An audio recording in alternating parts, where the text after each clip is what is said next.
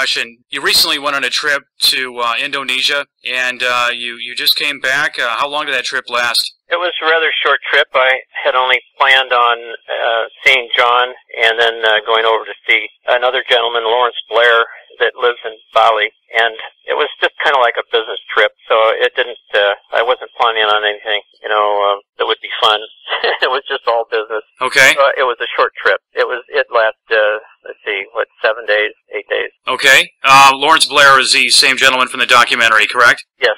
Okay. How is he doing? Oh, he's doing great.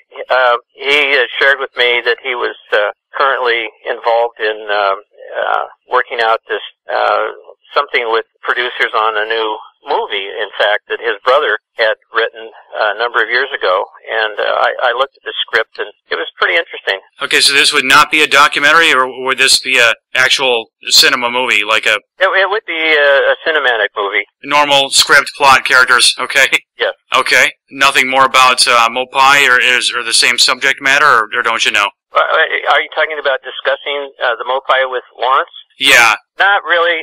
He just wanted to know how John was doing. He hasn't had much contact with him for some time. However, he is in contact a little more often with one of John's closest friends, who happens to become a close friend of Lawrence's. So he wanted to know how, or if I had seen him, and I hadn't. Can you describe, give the lowdown on what all happened during this trip, what you experienced? Okay. It was pretty frustrating. I had been having a little difficulty communicating with my teacher for some time, and there's some background that's really involved as to why this has occurred. But I determined that it would be best to just show up on his doorstep, and that way there wouldn't be any problems with trying to make excuses or anything like that. So I just showed up on his doorstep, or at his front door, and he was sitting there with several other people, and he looked at me really surprised when I was standing by his door was open. And so just to have somebody like that to show up, from the other side of the world, I think can be a little alarming. But he seemed kind of startled, but he got up and greeted me, and his first question it was, "How old are you?"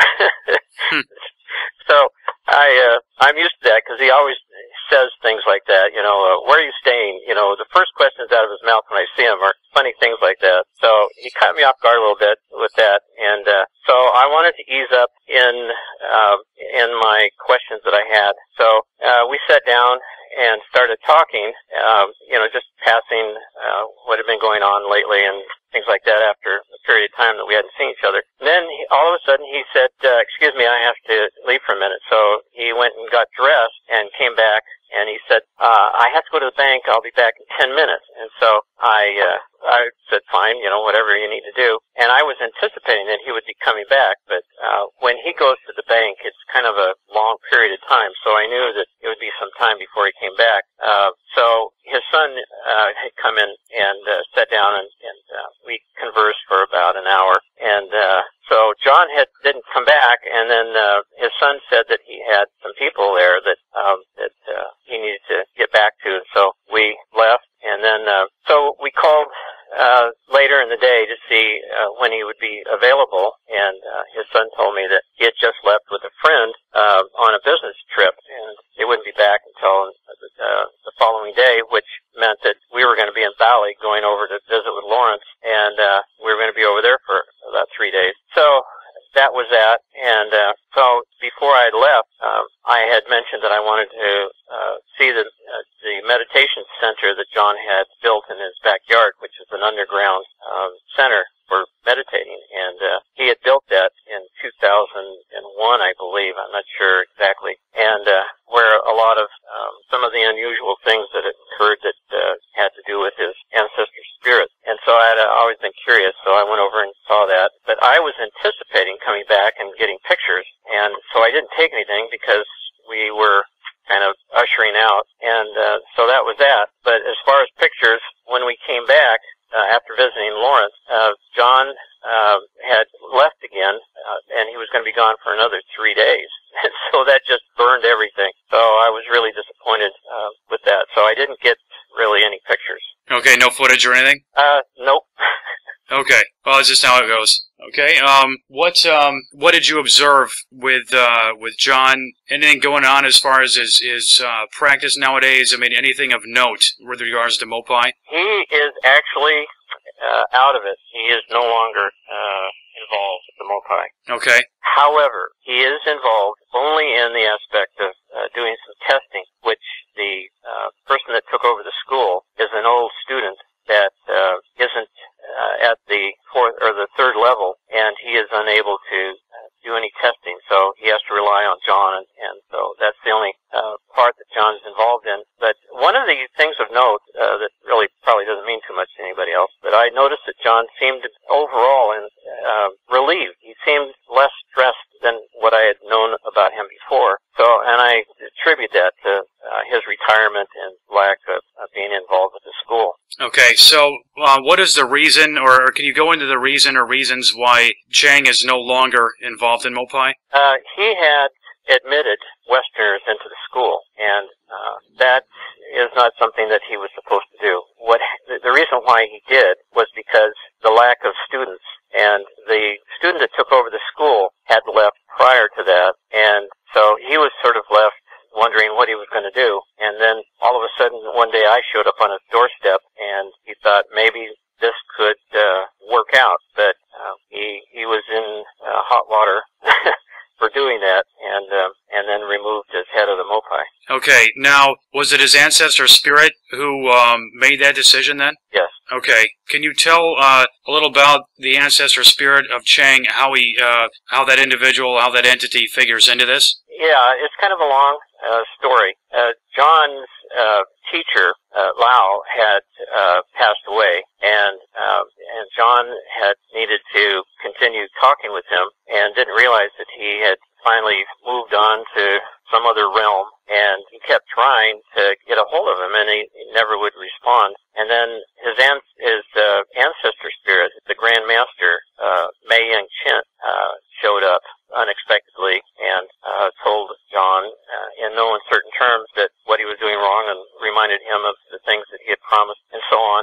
And for whatever reason, I have no idea why, but John continued to ignore that and continued teaching me, as well as accepting a few more Westerners. It's really strange as to why he would do that, but he did without letting us know, the repercussions that he was facing and so on. So that's what got him to be removed from the head of the school. Okay, so the trip came and went. There was very little contact with Chang, and then what happened? And then I had been trying to locate without any luck. Actually, I had talked to probably 3 of the current Indonesian Mopai students via email, and none of them were all too willing to help me with anything, give me answers or whatever. Some were polite, and others were, one of them that was kind of rude, but I just assumed they were a little bit jealous because I had reached that level and they had not, and they just, culturally speaking, they probably felt like they're, I don't know, like I'm an outsider or something like that, and so it was difficult getting any information out of them. Okay, is this kind of based or rooted in Indonesian culture that they have limited contact with Westerners or share limited information with Westerners? Yeah, they're an isolated school. Historically speaking, it's always been Chinese. And then John's immediate teacher, Lau, had migrated to Indonesia and tried to, I don't know whether he tried, but he accepted 2 students. And John claims that he doesn't believe that Lau had any more than that. And I really don't know, other than just what John has told me. So we're kind of limited on that information, as far as John letting us know what's going on. Okay, in previous contacts that you had with Chang, what are some of the more remarkable things that you witnessed from him? Oh, in terms of his abilities? Yes. Oh, well, the list goes on. Well, see, the first time, I'll start in order. The first time that I had met John, I was sitting down next to him, and after our initial discussion and asking him if I could be accepted as a student, he said yes, and so I immediately asked him if he would demonstrate his electrical ability on me, and so, which he was only too happy to oblige, and to the delight of the other people in the room. And so he shocked me, and naturally you jump, and everybody laughed in unison. and then the reason why I know specifically, that what ability that he has is authentic was he was sitting next to me, and sometimes, when you talk, you put your hand on their arm to make a point or something like that, and that's what I did. I was making a point, and I just touched his arm a little bit, and immediately I was shocked. And so I know that he wasn't ready for it, and there wasn't any pre-planned little system that he had set up that some people think that John has. But anyways, it made everybody laugh in the room again because it's pretty alarming when you get zapped. And then, let's see, that was the end of that. I went home and started training. Then I went back. John had left for 3 years for his own training in Borneo. And then when he came back, let's see, this was back in '93, so it's a little foggy as to the sequences of things that he did. One was levitation, where he brought a scale out, and he put that on the floor. He doesn't have full levitation ability, but he has a partial. And when I say that, it's basically because he hasn't reached that level where he trains for that. But inadvertently, from his other training, gives him this ability. But in order to do kind of a 90% levitation, it takes him about a week or so to train to get to that point. But anyways, just a small demonstration he can demonstrate on a scale where he just stands on it and you can watch the scale weight go down, which he did. And we could clearly see that there was nothing around that he could put his hands on, but you can see that he uses a method of a type of isometric muscle tension thing, and you can watch the weight go down, which is pretty fantastic to see. And he loses about 80% of his weight or so, depending on how much strength that he puts into the effort. And then, let's see, after that, he came to visit his daughter, which I flew down to California to visit with him. Let's see, I'm not sure if it was then or the following year when he came back to visit his daughter again after she had her baby. But either one, it doesn't matter. He had wanted to show me how he could burn a hole in a cup from a distance, like a laser. He said, he was telling me that the energy is like a laser. And so he burned this plastic cup from a distance, probably about, I'd say, close to 9 or 10 feet. And it was across the room.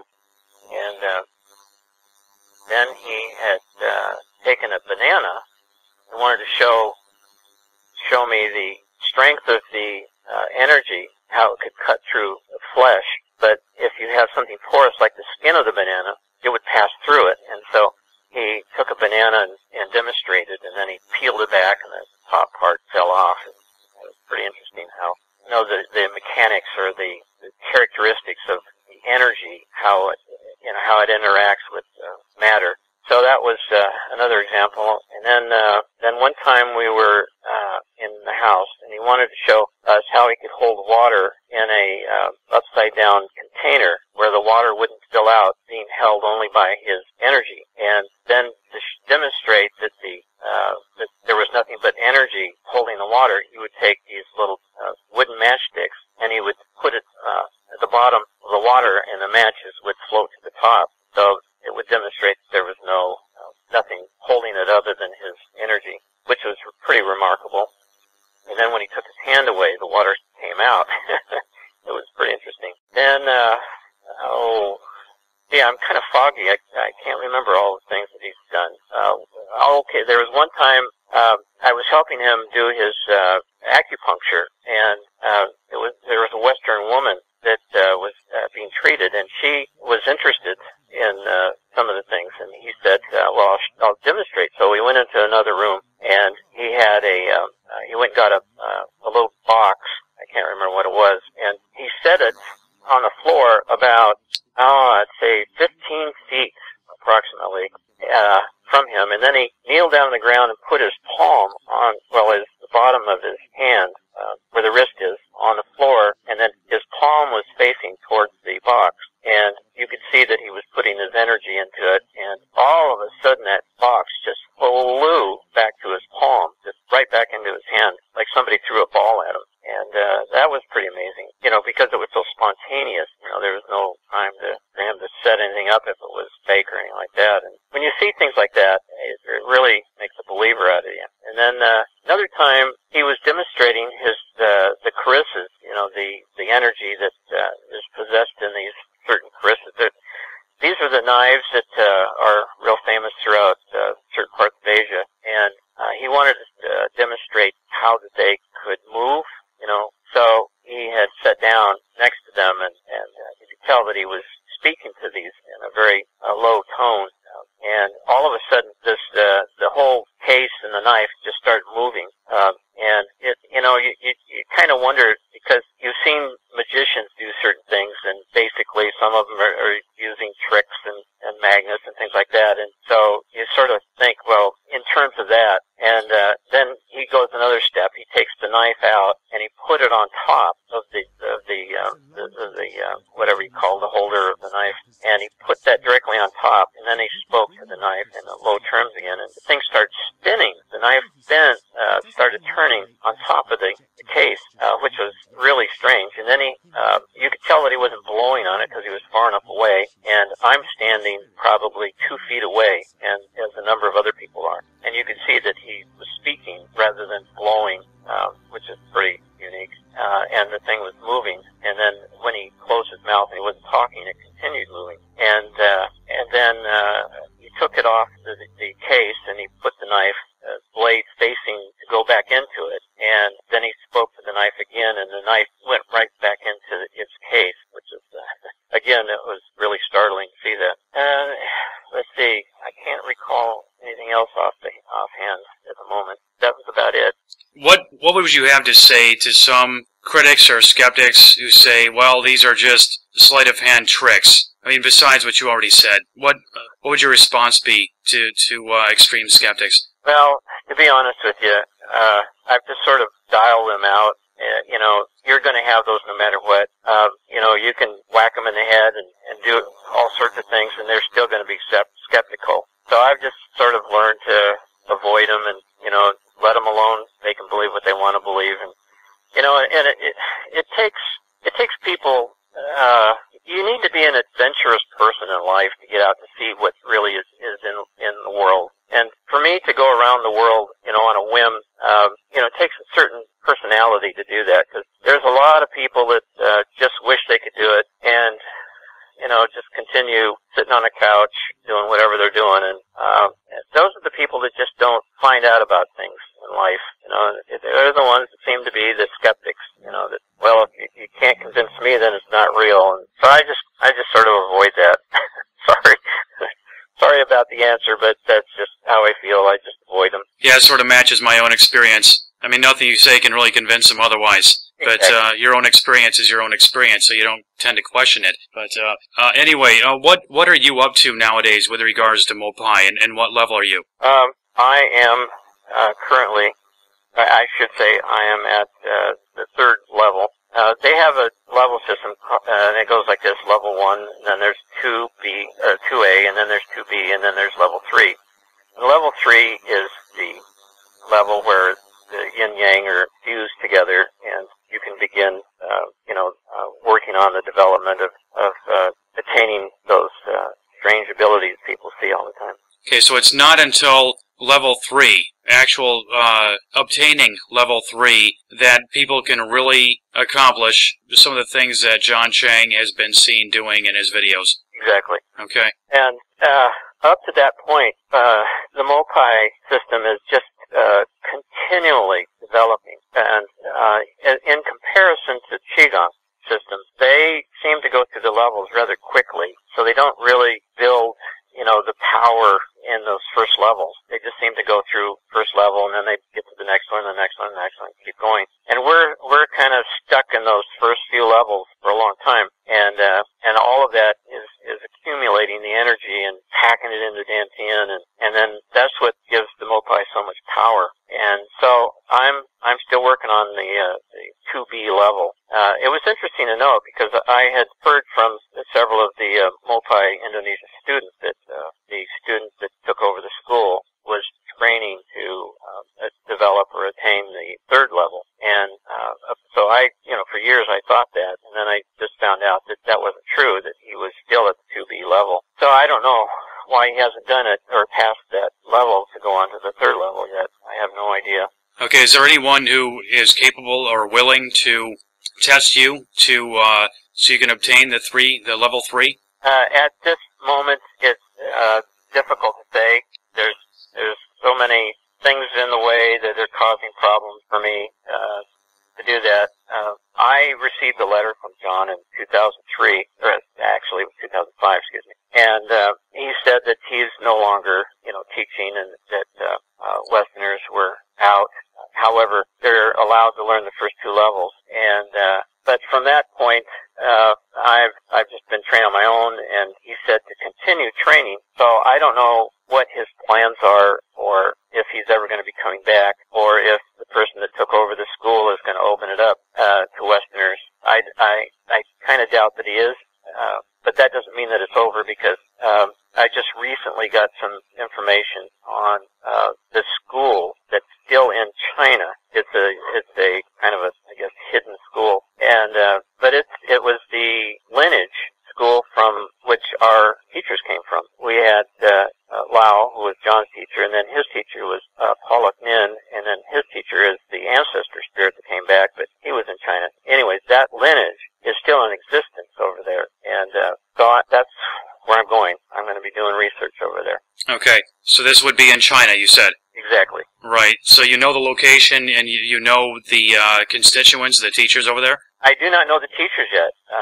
I know the location, and so I'm going to have to spend some time doing research there, which will probably happen in possibly another year and a half or so, because I have a Korean wife, and we have to go and visit her family in Korea. So while we're doing that, I'm just going to go over to China, because it's just right next door.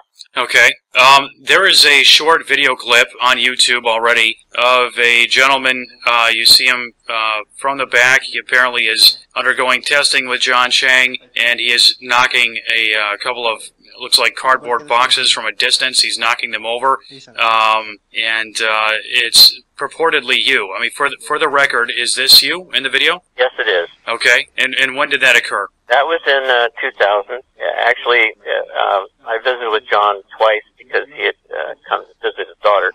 Once was in June, and then the next time he came was in November. But the June one was the actual filming there, and those were 3 VHS boxes that he had put up there. Okay, and this was part of the testing to get to level what? This was to pass your second level. Okay, yes. So now that I passed, then you go on to the next level, and you train until you pass that one. So anyways, at this level, I am considered in the Mopai system to be at the highest gang development. Okay. When you did the testing, is it accurate to say that Chang, for lack of a better word, assisted you? That he gave some of his energy to your other half? Oh, okay. Yes. How it works is my yin isn't balanced or developed properly yet, and so when you test, you're actually utilizing some of his yin energy, because it emanates beyond his body.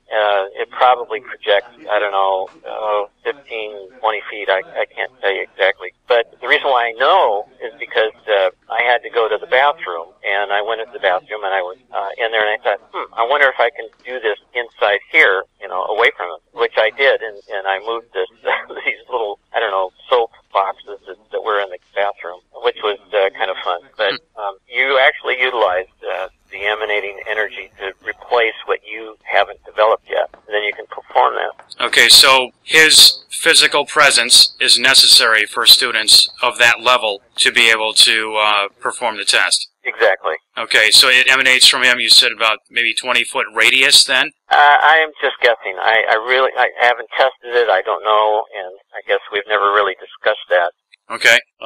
What does the next level up mean to you in layman's terms? It means quite a bit, because that's the magic level where you finally combine the two energies and then you're capable of, going from there. And in other words, all the groundwork is done. It's like in martial arts, you reach your black belt now. It's the real training starts. And so then you don't have any of the groundwork anymore, and you just start working on all the abilities. Now, attaining each ability, it's difficult to say. However, I've been able to sort of judge by time that my teacher was gone in Borneo, which he was intending to go for 5 years, but he was only able to work 3 years. His son had a life-threatening problem, and so he had to leave early. But during the 3 years that he was there, he attained 2 levels, because he went there as level 18 and came home level 20. So in 3 years, he had attained 2 levels. Now, this training that he did is a 24-hour thing where he goes into these meditation states and completely oblivious to his surroundings and what's going on. And so when I train now, I don't have that much time to devote unless I went away, something like he did. So it's harder for us to get that deep in training, and because of that, he was able to do 2 levels in 3 years.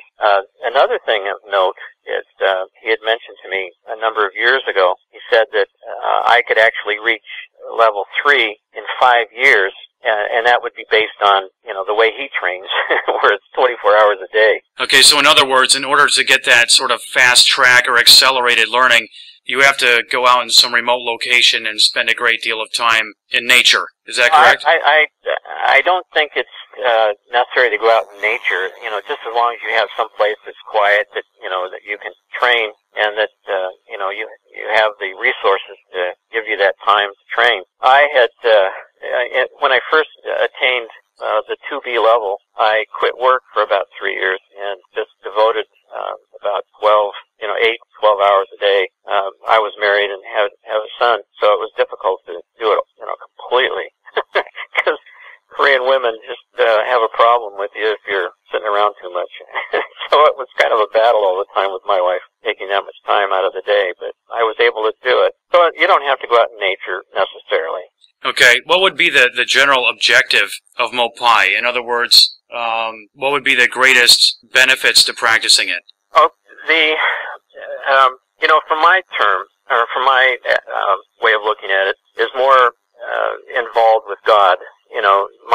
My belief is that we have to give back to God what He's given us, and by doing that, we have to benefit or help mankind. Whereas the Mopai, or John's aspect or outlook, is more personal, and that is, he says that his greatest desire is to reach all 72 levels, and when you reach that, then you've attained nirvana, which is all, about the person and not really about anybody else. So I have some problems with the concept of, training like that in a lot of the systems, because it's just mostly about the person and not giving back to God what He's given us. Okay. For anyone who's training currently or thinking of training in Mopai or Qigong or any one of the internal arts, what would you tell them as far as some of the most important things to remember? Tips, if you will. Oh, tips? Okay, well, before the tips actually take place or utilized, you have to be dedicated. You have to be completely focused, because if you're not, it's so easy to get distracted. It's so easy to, just say, oh, I'm too tired today, I'll skip it, do it tomorrow. But each time you train, is a building block that eventually will show itself in manifestations that everyone experiences at least in our system. And but the tips, is just oh boy, just being dedicated is most important. Being dedicated every day and making your training part of your day. I remember before I did any of this stuff, I was doing some weightlifting and workout stuff after work. I just immediately went from work over to the gym, and it became part of my day. So when I got home, you just sort of view it as nothing more than going to work and things like that. Routine. Yeah, just a part of the day routine. So you need to look at it this way. And it's such a routine now with me that I actually feel lost, or I feel empty, or I feel kind of guilty if I miss training. Okay. What would you consider some of the most impressive things that you've learned to do, or that you are able to do because of Mopai? Well, at this point, you really don't have any outward abilities yet. There are some, really small things that can occur that I haven't. One of them I haven't really attempted to try, and that is we're not supposed to hold our breath and hit somebody, because somehow there's a mechanical system that causes your energy to come out and affect somebody else. And I believe in the first video that Lawrence Blair had made, John says that it's very important to control your anger, or you can really hurt somebody. So you have to be careful with that. And then the other little thing is he said that if there are people that have entities or they see ghosts, it's because their yang is low, and you can put your right hand on top of their head, and by virtue of doing that, there's some kind of an energy drain from you going into the other person, and you can increase their yang level, and that would enable them not to see ghosts anymore. My mom had experienced that, where she was had this little girl that would appear by her bedside. And so I told her about that. She says, "Oh, would you do that?" Because it was scaring her all the time. And so I did that. She never had that problem. So I guess it works. But anything else, I can't really. Oh, there was one time, a long time ago, a friend of mine had a dog that they had left, and they wanted me to walk it around the block once in a while. So while they were gone, so it was a real unruly animal, and it would constantly try to run around my legs, and I would get the leash, in and around my legs and stuff. And so I was getting kind of angry, and so I just whacked the tail in, just above the tail of the dog, out of frustration. And all of a sudden his legs collapsed, and he couldn't walk. And so I didn't know what I was going to do, and I was afraid to tell the people when they came back. And they took him to the vet, and the vet said that he was suffering from some arthritic condition or something. And then about a week later, the dog was running around again like nothing happened. So those are the only things that I can personally talk about. Okay. You have said previously that there has been some false information about Mopai that has been floating around. Can you elaborate on that? Oh, I'm trying. Well, I was for some time, reading some of the things on different forums and so on, and thinking it might be good for me to interject some thoughts, because a lot of people were saying things, what they thought the Mopai was about and what was going on, and I knew that they were completely false. But at the moment, I'm having trouble trying to remember some of the things that they were talking about. I don't know why. In the Magus of Java, it's been said by some that the author of the Magus of Java embellished different parts of the book, exaggerated some of Chang's abilities, or perhaps some conversations took place in the book that did not actually take place in real life. Are you aware of anywhere where the Magus of Java was inaccurate? Oh yeah. That would take some time to go over. Now, can you give a Cliff's Notes version?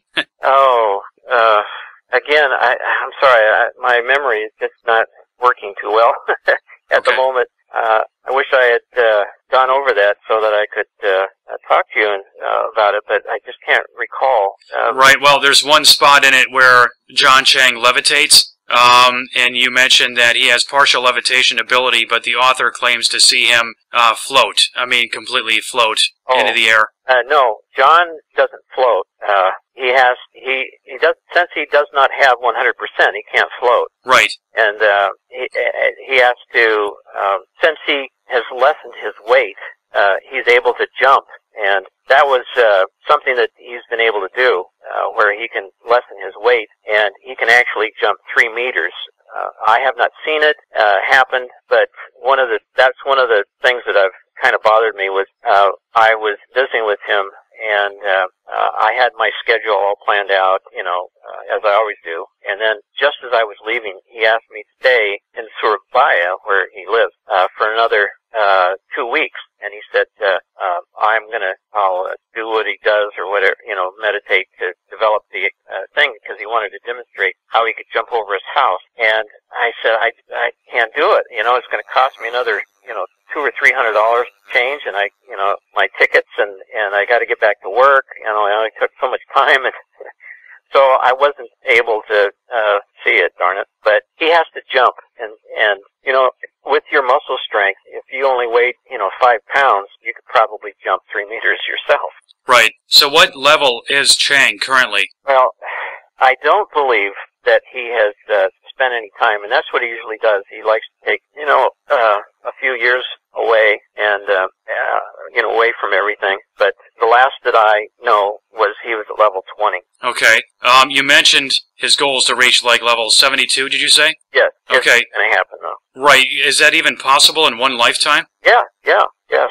There was in the Mopai.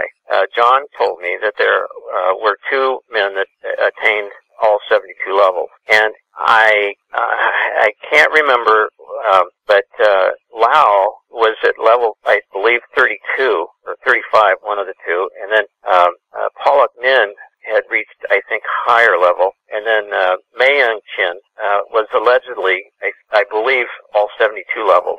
Okay. This is going into the realm of rumor and hearsay, I realize, but there must have been some talk when you were over there consorting with Chang and his students and others involved in the internal arts. What were some of the most amazing or remarkable feats of paranormal abilities or extrasensory abilities, telekinesis, pyrokinesis, and those types of things? What were some of the most amazing things you ever heard about that were possible with Mopai or any other system? Well, as far as psychic abilities, you can get that in any meditation.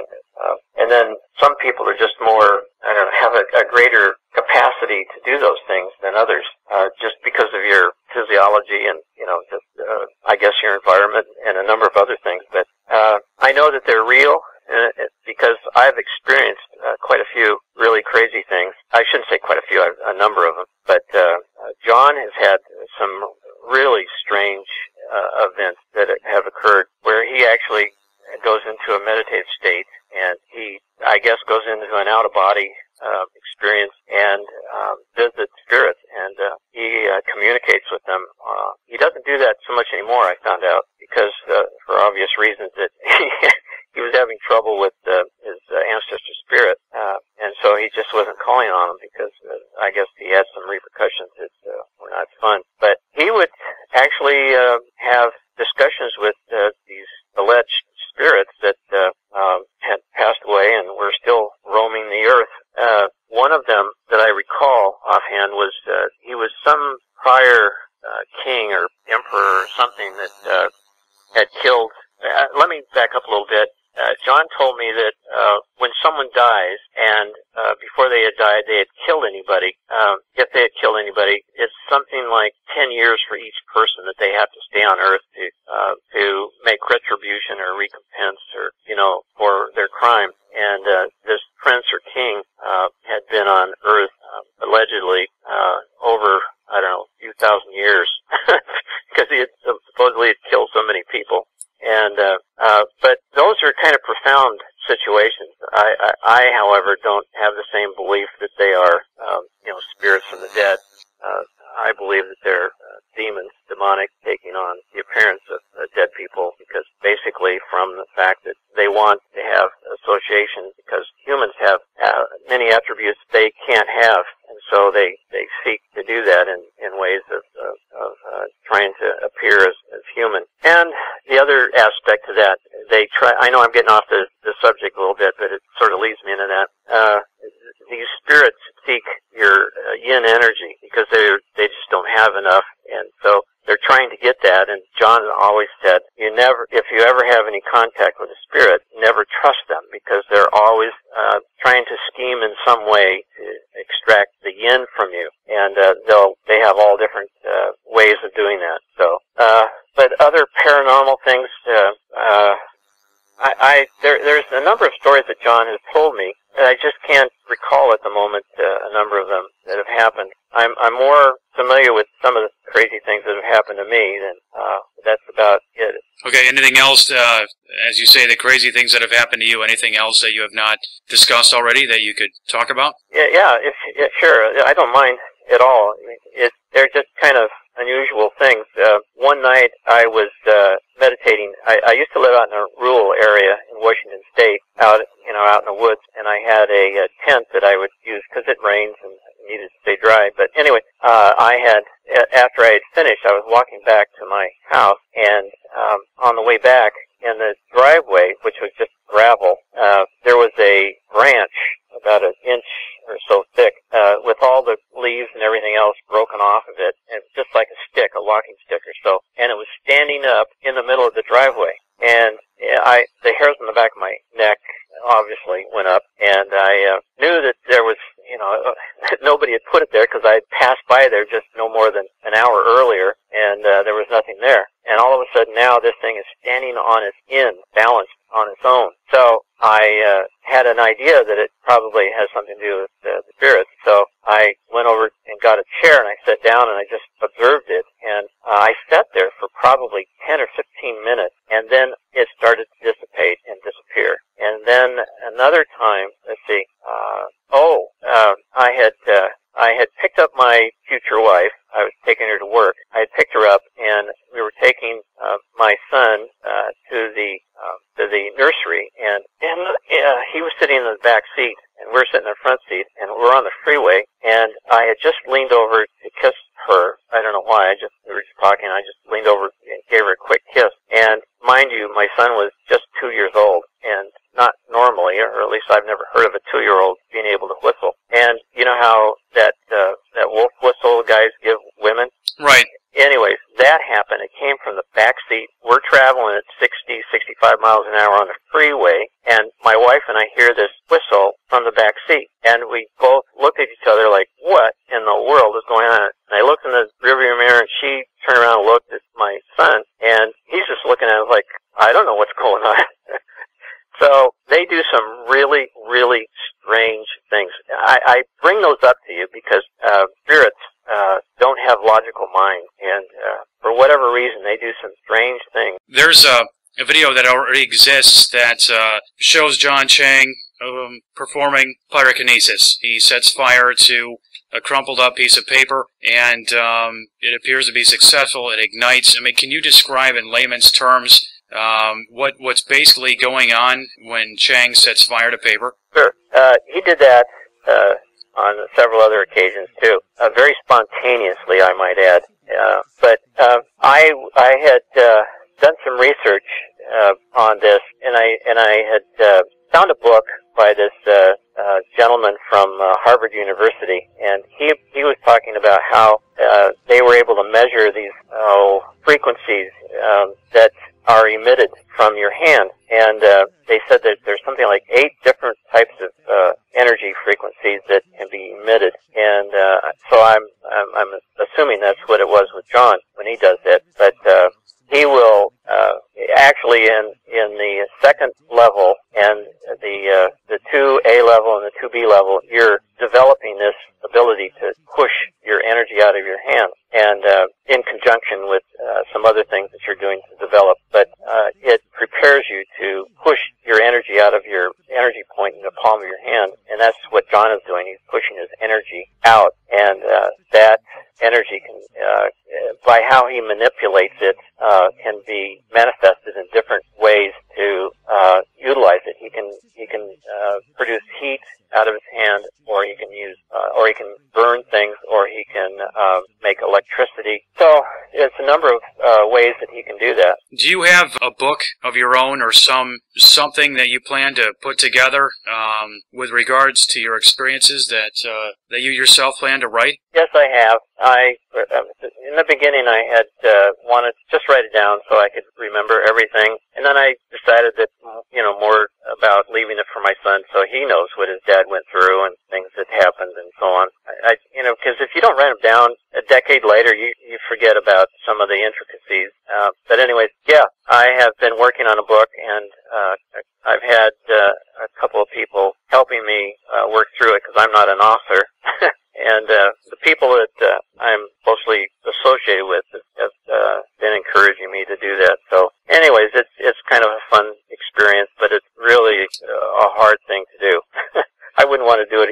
Right. Will we find it available anywhere anytime soon? Well, to be more specific, I'm about the 10th chapter, and I've written probably 22 chapters, I guess.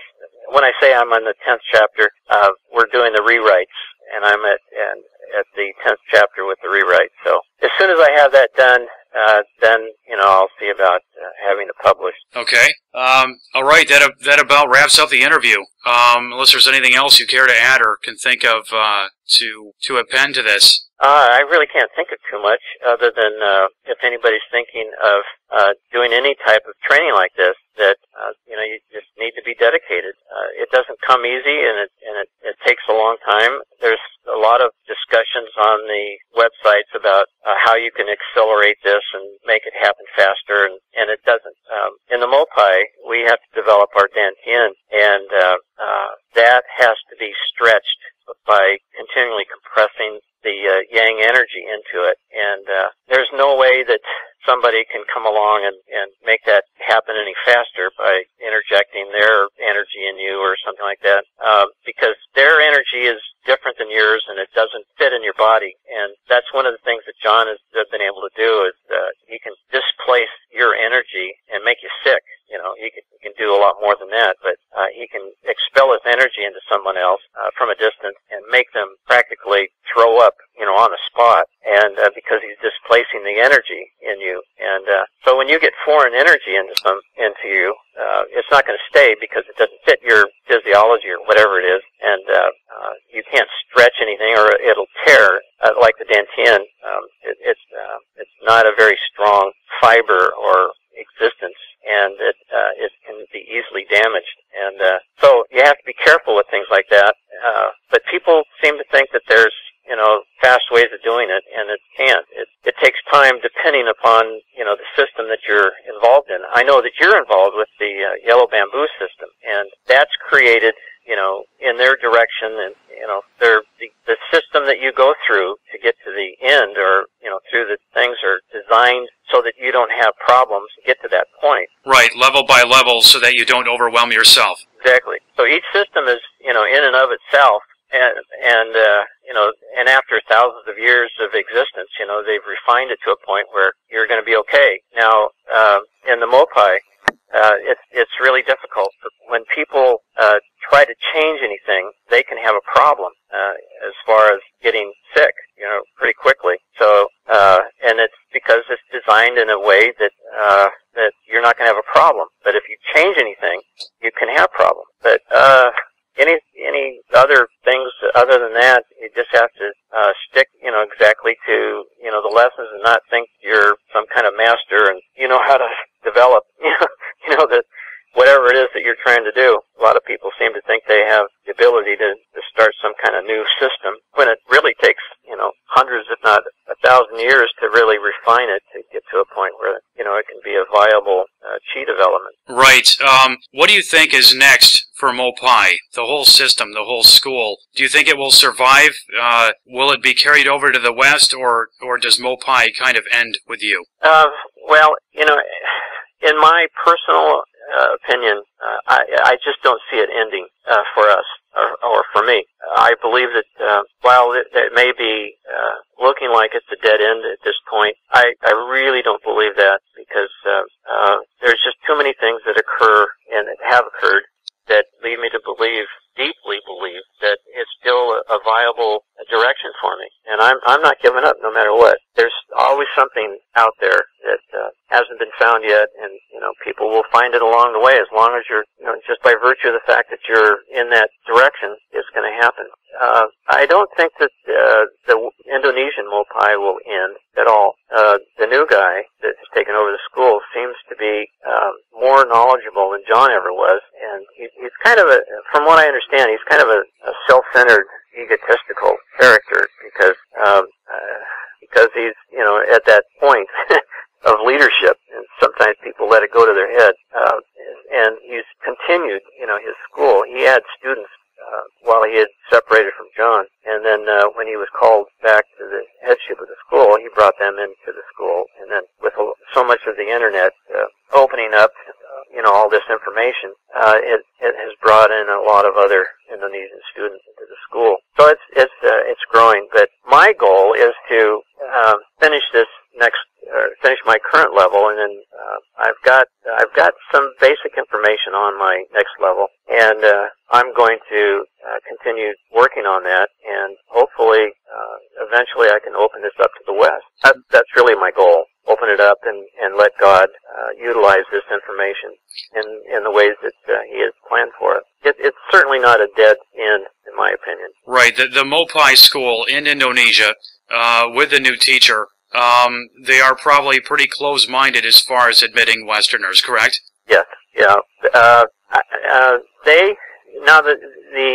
The new guy, the new head of the school, I am not familiar with him accepting Westerners. John has allowed them to be accepted into the school, and I don't know how he coordinates that with the other one. But he doesn't teach. Rather, he has a student come over and will teach them. And I know this for a fact because I'm in communication with a gentleman from Greece who went over and found John about 2 years ago or something like that. And that's what happened. He had a student come in and teach him, the first level. Okay, so the Mopai will live on, and your goal, or what you would like to see at least, is to eventually open it up in the United States then? Yeah.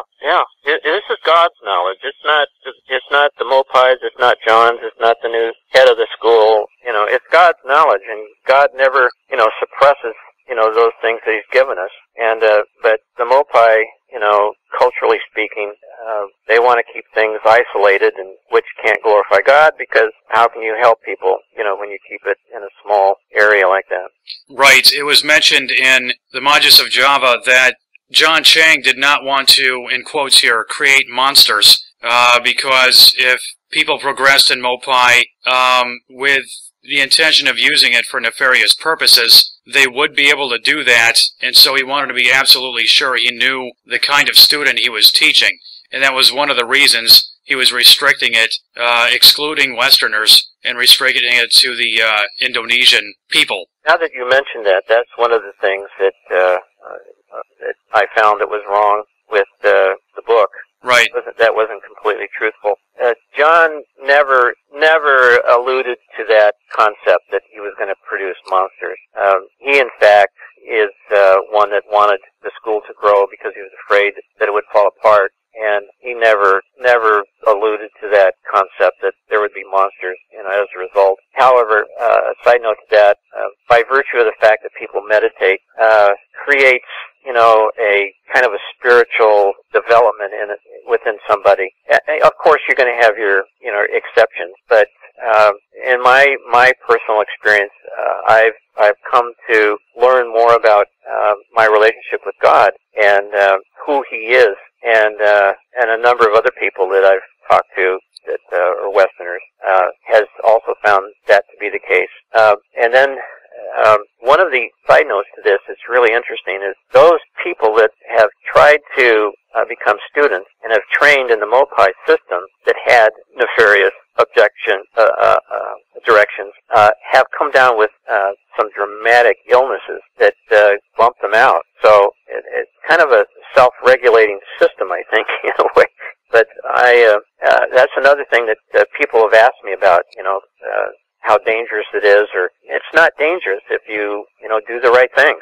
Right, I've noticed that with other systems as well, other systems of meditation, that meditation raises a vibration, and when that happens, it changes the psychological disposition of people to make them yearn to do positive things. So it does kind of influence them as they walk along the path. It becomes, I'm not saying impossible to do negative things with the new abilities that you're given, but you're predisposed to use them for positive purposes, not negative, just by virtue of the fact that the meditation raises your vibration. Yeah, that's a good explanation. Right. Okay, this about concludes the interview. Thank you for talking to me for the past hour. And anything you care to add? No, I really appreciate the opportunity to do that. I know how a lot of people, are really looking, for something to do like this. And the Mopai may not be the right direction for them. There's other systems out there that that may not be as strong or whatever, but it really doesn't matter as long as you're, you know, trying to improve yourself and be involved in these things. You'll be okay if you do those kind of things. To help people. Yeah.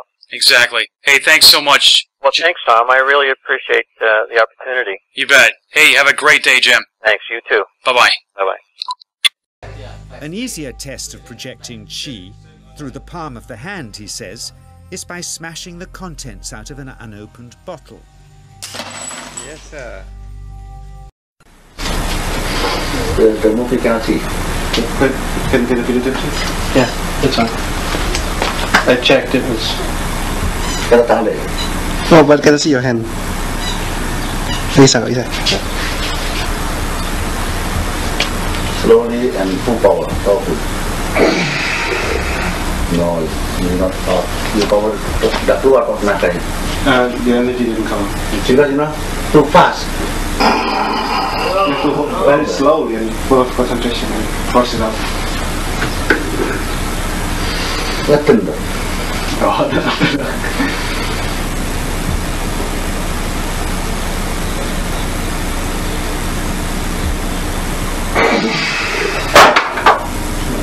Lebih kurang bagus nih. Not better. Not good enough. Not good enough. But they look like this. Must be like the one just now. Yeah. Was all new to me. It's all new. Lebih kurang ngeden, ngeden apa sih? It's like it's that just means like, you know, when you go to the bathroom and you have to do the things a little bit, you have to push it really out.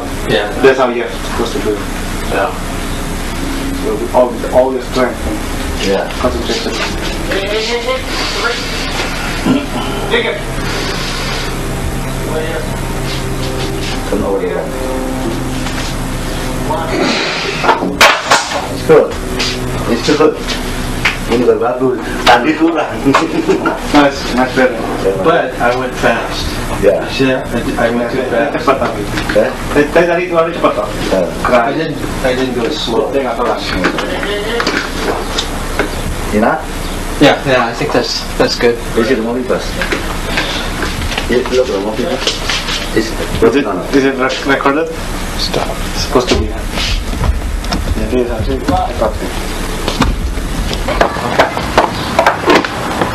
So it's like level 1 when you have to sit like that. When you have to... It was in the big city where Java confronts the 20th century that we got a real shock.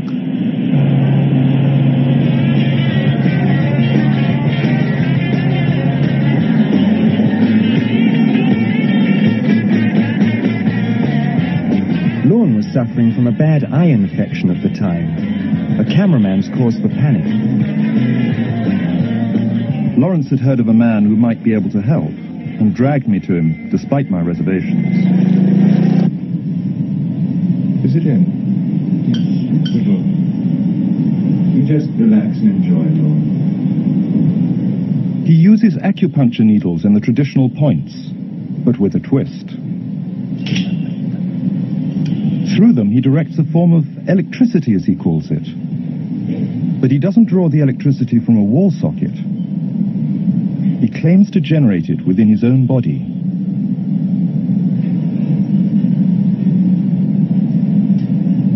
It was nothing like any acupuncture I'd ever had. I was getting really powerful electric shocks and couldn't control my movements at all.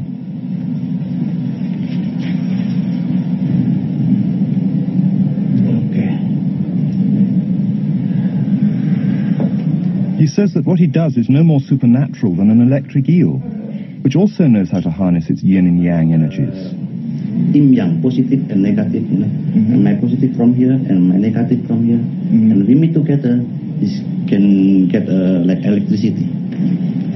And is this because you're special? You have a special sort of it's body? Meditation every day. It's meditation that does it? Meditation every day. Like a yoga. But I study about 18 years. 18 years? 18 years. From my child people. Can you project this energy through your hands only, or through other things as well? Only my hands. Only your hands. Like you can touch me, like this. It's nothing, okay? It's my burn. Just like this. Our sound recordist, Simi, was skeptical at first.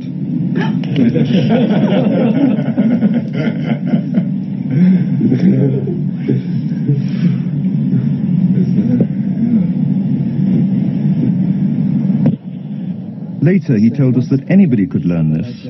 God had given us all the yin-yang polarity, but it takes discipline and meditation to awaken and control it. And you must be very aware of your emotions. This energy can be dangerous. It can kill as well as heal. Then he asked for our newspaper.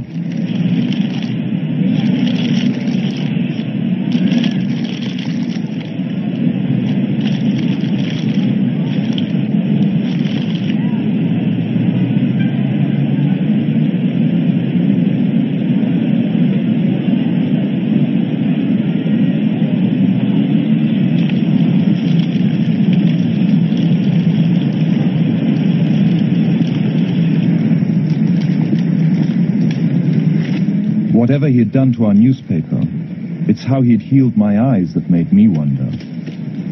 What do these people living in the shadows of the volcanoes still know that we of the West have forgotten?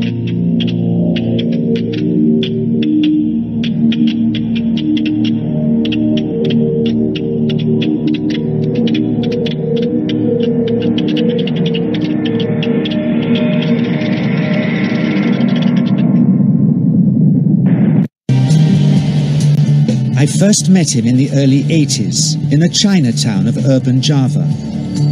He didn't want his real name or address revealed, so we called him DJ for Dynamo Jack. He was only a healer, he said, but he did direct a powerful energy generated from his own body into his patients. Sometimes he used the needles, sometimes just his hands.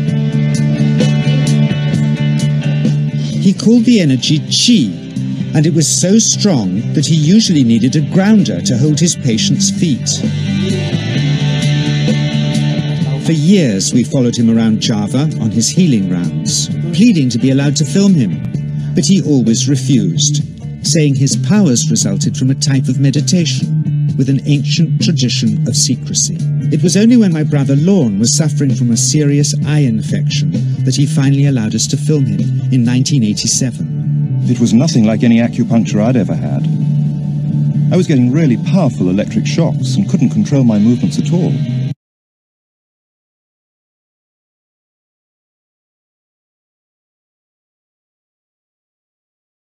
When he heard we'd shown this footage in public, he was very upset and refused all our future efforts to contact him again. As the years passed, we sadly resigned ourselves to never seeing him again. My brother Lorne never did, for by 1997 he was already dead, when I again found myself with DJ, now treating me for an eye problem. But it wasn't this that brought me back. He had tracked me down out of the blue and invited me to tell me a story. He had just returned from 2 years on a deep meditational journey, alone in the heart of Borneo. Amongst his revelations, he had seen, he said, how history was moving on into great change, and the old wisdom was vanishing. So he'd called me back to film just enough of him to remind us that we all have undreamed of powers sleeping within us, and that there's nothing special about him except for his training in waking them. Grounding this patient, my cameraman Joe is having to use all his weight to keep contact. She is pushing him away. He seems able to control the amplitude of this chi, like a dimmer switch, and it causes uncontrollable responses in the patients and their grounders. I can barely keep my hand on you. You used to fly off, the electricity so strong. This mother unwittingly grounds her child. He won't sit still, so she's asked to hold him and grin and bear it. Sometimes signs of this passing energy can be seen in the transmitter too. This chi stuff is only the surface, he says, of the real adventure beneath, in the meditational technique.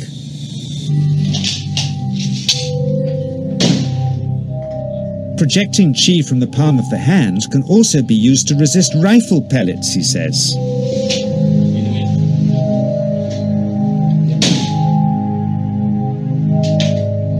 First, you learn to distinguish between yin and yang chi in your body. Then how to pool it in your navel chakra. Then how to project it, he says. And it's the proportionate mixture between yin and yang which accounts for different effects, like pulling or pushing objects or igniting them. Then he gets really strange. He says that mastering yin chi is the key to the spirit world. There's a long tradition of Indonesian krisis being possessed by spirits. So people bring him their krisis to see if they're duds. Here, he says, he doesn't manipulate matter by projecting mixtures of yin and yang chi. He merely creates a field of yin energy in which, he says, if there's a spirit, it can manifest itself.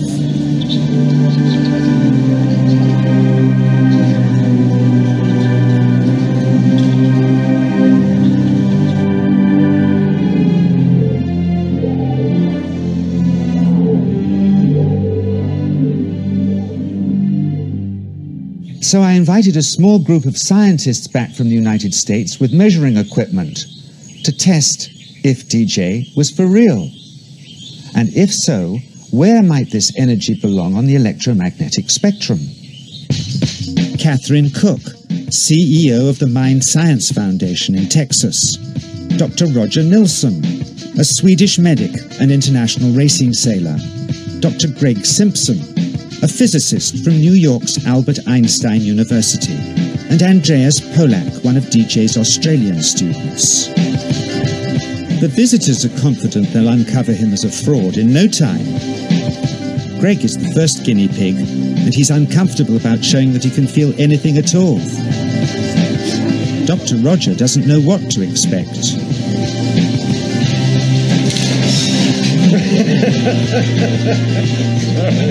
Out comes the metal detector, like the things they use in airports, to see if he has any concealed metal in his body. Then the voltmeter, to try and measure the chi. But how to get it to work? Where's the ground? What settings? DJ suggests that as his negative is his perineum, and his positive is his navel chakra, perhaps that's where the electrode should be attached. He doesn't stand on his dignity. He's eager to help, but still no readings.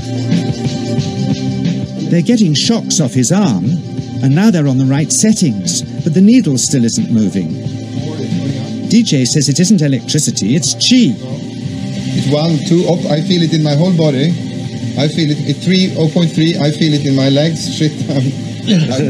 But suspecting there's some tricky setup on his premises they can't find, they insist we all go to a randomly chosen hotel room several miles away to see if he can light a light bulb with his fingers.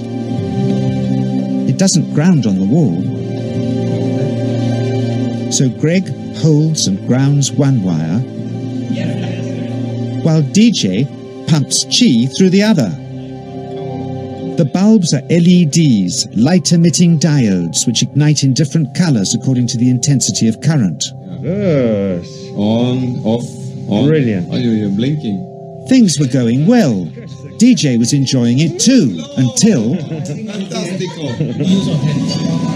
he invited us all out to lunch at his local, where he tried to push a chopstick through the table.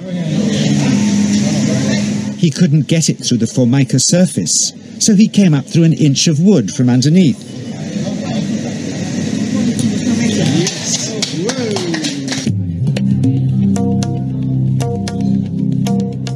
not only did he draw his own blood, but a chopstick splinter had caught Alison here between the eyes, drawing more.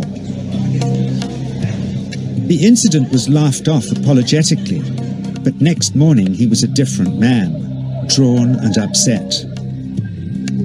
He said he'd been visited all night by his long-dead master, raging that he'd broken the strict taboos of his sect, never to show off in public and never to cause harm or draw blood. He felt deeply chastised. All further testing and filming must end. Never again would he submit to public scrutiny, nor accept any new students. He would sink from sight and continue his healing in obscurity, as he had done since before we met him in the early 80s, and had always told us was right. I realize that for science there's nothing conclusive here. Nor for me, really, who for years has felt this powerful energy flow through me and the patients I grounded for him, and seen what else he can do. Nothing conclusive, except for his healing successes and the wonderfully hard to believe.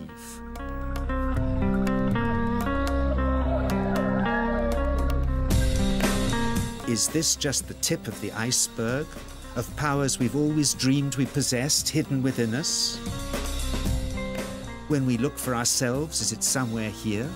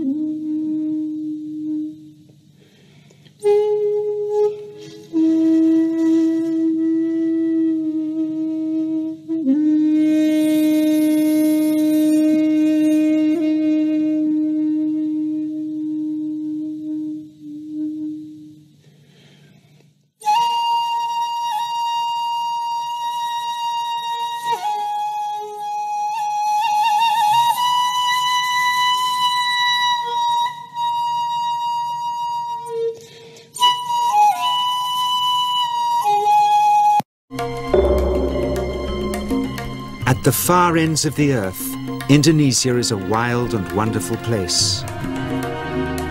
More than 17,000 islands stretching along the equator. Fully a third of the world's active volcanoes decorate its magnificence. And it's home to more bizarre creatures, peoples, and natural phenomena than anywhere else I know of. Even after more than 30 years of exploring here, I'm still amazed and enchanted by constant new discoveries. Many of them challenge our ideas of what life is and how it ought to behave.